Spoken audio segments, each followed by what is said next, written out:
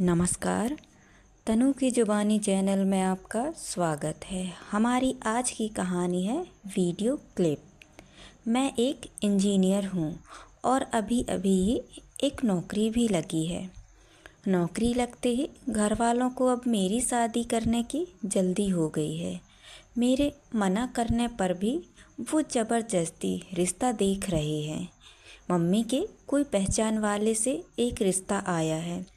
Mummy को रिश्ता बहुत अच्छा लगा। लड़की भी अच्छी थी। तस्वीर मम्मी ने मुझे दिखाई। मैंने एक नज़र देखी और कहा कि मम्मी, आपको शादी की इतनी जल्दी क्यों है? लेकिन मम्मी नहीं मानी और बोली, इस रविवार लड़की को देखने जाना है।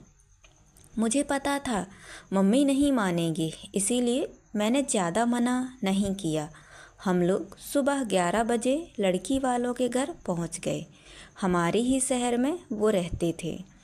हम सभी हॉल में बैठे थे, तभी प्रियंका चाय लेकर आई। प्रियंका मुझे देखते ही पसंद आ गई। तस्वीर से भी ज़्यादा सुंदर लग रही थी। कुछ फॉर्मेलिटी के बाद हम दोनों को बात करने के लिए अलग भेजा गया। कुछ देर कमरे में खामोशी के बाद प्रियंका और मैंने एक दूसरे से कई सवाल किए। मुझे वो बहुत अच्छी लगी। बाहर आकर मैंने मम्मी को हाँ कह दिया। मुझे ऐसा लग रहा था कि उसे और उसके घर वालों को भी मैं पसंद हूँ। उनसे मिलकर हम लोग अपने घर चले गए। लेकिन शाम होते होते एक अजीब सी बात ने मेरे दिमाग में घर बना लिया। मुझे लगने लगा कि मैंने प्रियंका को पहले भी कहीं देखा है। फिर मुझे लगा कि ऐसा तो हमें बहुत लोगों के साथ मिलकर लगता है और आजकल तो सोशल मीडिया पर हर कोई है, तो शायद कहीं प्रोफाइल देखी होगी। यह विचार फिर मैंने हटा दिया। लेकिन बेड पर सोते वक्त भी मुझे लगा कि मैंने उसे कहीं देखा है। प्रियंका का नंबर मैं लेकर आया था। रात में ही मैंने उसे फ़ोन किया। पहले थोड़ी बातें की, फिर उससे पूछा कि तुम दिल्ली से पढ़ी हो?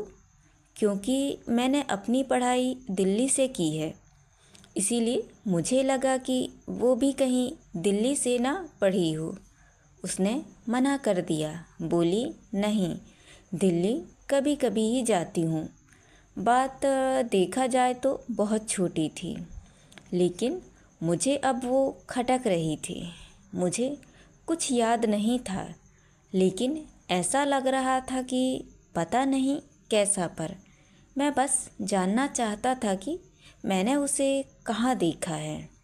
प्रियंका से एक दो बार और मिलने पर मुझे यकीन सा होने लगा कि मैंने इसे ज़रूर इससे पहले कहीं देखा है। मैंने प्रियंका से बहुत सवाल किए। उससे पूछा कि क्या वो मुझसे पहले किसी से प्यार करती थी या उसका कोई बॉयफ्रेंड था। प्रियंका ने मना किया, कहा फ्रेंड थे लेकिन बॉयफ्रेंड नहीं था।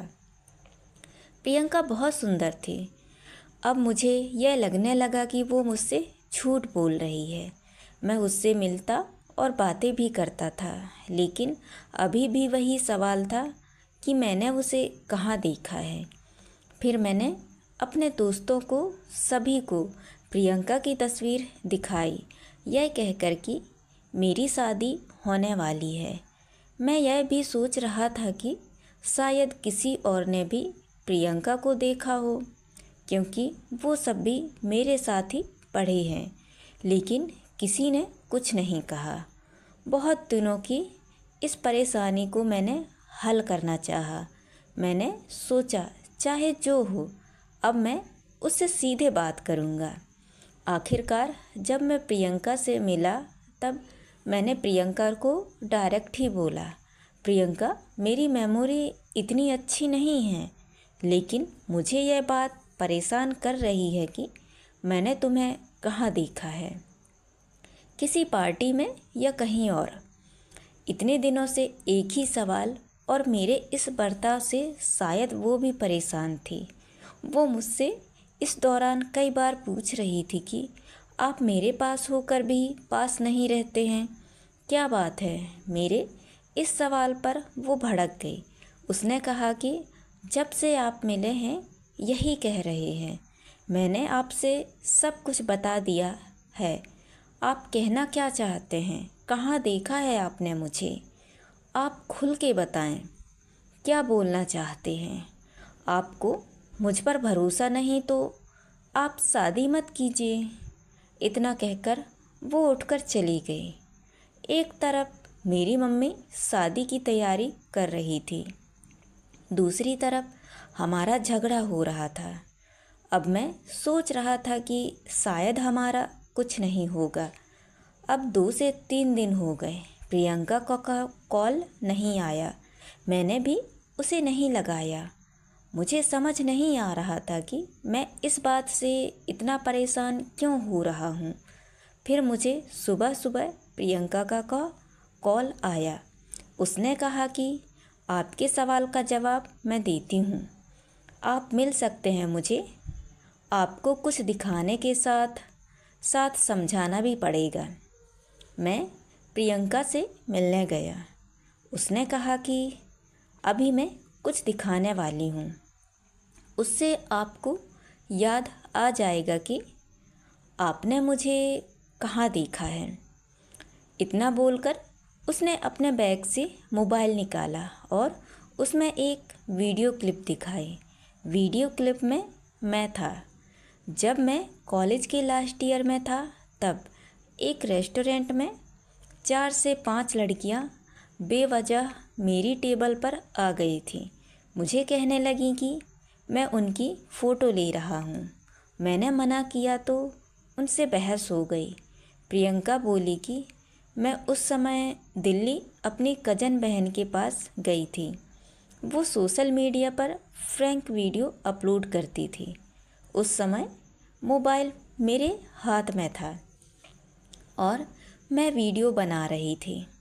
तुम्हारे बाल उस समय बड़े थे और करीब 3 साल पुरानी बात हो गई, इसीलिए मैं तुम्हें पहचान नहीं पाई।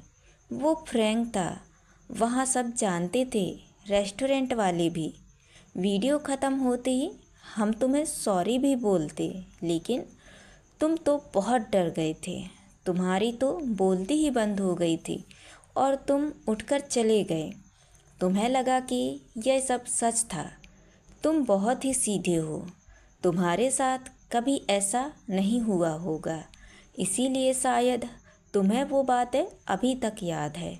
हमें वीडियो थोड़ा लंबा चाहिए था और कुछ मिनट में हम तुम्हें बता ही देते, लेकिन हमें भी नहीं पता था कि तुम इतने घबरा जाओगे। उस दिन हमें भी लगा कि हमने सही नहीं किया, हमारी वजह से तुम इतने जो घबरा गए थे। फिर दीदी इस तरह का कुछ करने में अब स्पेशल ध्यान रखती है कि कोई इतना परेशान ना हो जाए। हम अपने मज़े के लिए किसी को परेशान नहीं कर सकते हैं, यह हमें उस दिन एहसास हुआ था। इसीलिए दीदी ने तुम्हारा वीडियो भी अपलोड नहीं किया था। तुमने उस दिन बोला तो मुझे भी याद आने लगा कि शायद तुम वही हो और दीदी के पास तुम्हारा वीडियो पड़ा था तो मैंने उसी से यह लिया है।